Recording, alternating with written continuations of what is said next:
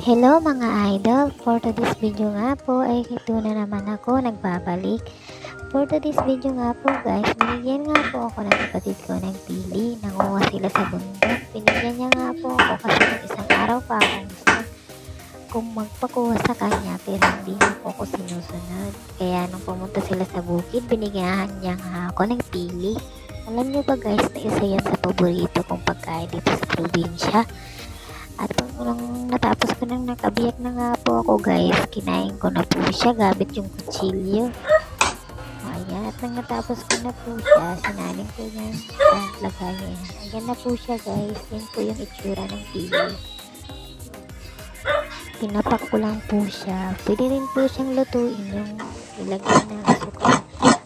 At alam niyo guys, katapos din nga akong kumain, kahit ako ninyo, kasi nga po napag-isipan ko, nag-ribs kasi ako bigla ng ginataang balanghoy. At yun na nga, nung natapos na nga ako magkayod ng nyug guys, piniga-piga ko na nga po yung kinayod kong nyug para po lumabas yung kanyang coconut milk. Kaya kung gusto nyo yung mas malapot yung kanyang katas guys, pigain nyo lang po siya ng pigain para lumabas talaga yung ano niya, coconut milk para yung yung sa potok ko. Pinigya-piga ko lang siya guys. Malinis po yung kamay ko, paalala lang po, nagugas po ako ng kamay para sa mga nanonood dyan. Malinis po yung kamay ko. Ay, dyan. Pinigya-piga ko nga po siya guys para po madami akong makuhang katas at yung pinagpigaan ko po pinairal ang po dun sa mga pagiging plato. tamaders. Kailangan po siya yung pinagpigaan separate po dyan sa coconut milk. At nung hindi ko na po napagkita sa inyo kung paano ko sinalang yung kamuting kahoy, nilagyan ko na nga po siya ng asukal. Ate, Hintayin lang natin ng ilang minuto. Kailangan natin pakuluin bago lagyan ng gata.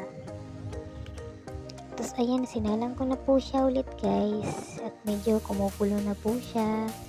Sinunod ko na nga pong pinaglagay yung coconut milk guys. Kasi parang na po siya. Tapos wawalan na po ng sabaw. Paubos na po yung sabaw niya. Yan. Yung nilagay ko nga po guys na coconut milk, nung pinagpigaan ko po, naglagay lang po ako ng kalahating baso para dun sa dalawang nyog na kinayod ko. Para po mas, talaga yung, niya, yung coconut milk. Hindi siya malabnaw. Pagkatapos nga sinalang ko siya ng ilang minuto guys, hintay-hintay lang muna tayo. At ayun na nga, pagkatapos nga binuksan ko, para palapit na po siyang maluto. Kung nakikita niyo naman po, diba? Parang ang sarap na po niya guys. Tingnan. Konti na lang po. Konting kulo na lang po at ready na po siyang kainin. At yun na nga guys. Pagkatapos nga guys, nag-ready na ako ng 2 paso. Kasi kami lang dalawa ng kapatid ko. Nalagyan ko na nga po siya ng kape guys, yung 3-in-1. Tapos sinunod ko na pong lagyan ng asukal at sinunod ko na pong lagyan ng mainit na tubig. Ayan na po, luto na po. Hindi ko na po pinakita sa inyo. Natapos na akong lutuin. Tapos ko nang lutuin. Lutuin tayo, diba? Ganon. Malagkit-lagkit pa yung asukal niya guys. Ang sabaw niya, ang sobrang sarap niyan. Sa mga gustong kumain dyan, ay pumunta lang kayo dito sa bahay. Ayan siya guys, madami po akong niluto. Tapos po yun, dahil nga po tapos na ako magluto, ready to eat na po tayo, kain po. At bigla ko nga po narinig yung aso, nakabasag po ng bote. Kaya ayun, tinignan ko muna. Tapos ayan, kain na tayo guys. At mukhang napatamis ko yung pagluto ko. Perfect po siya sa coffee.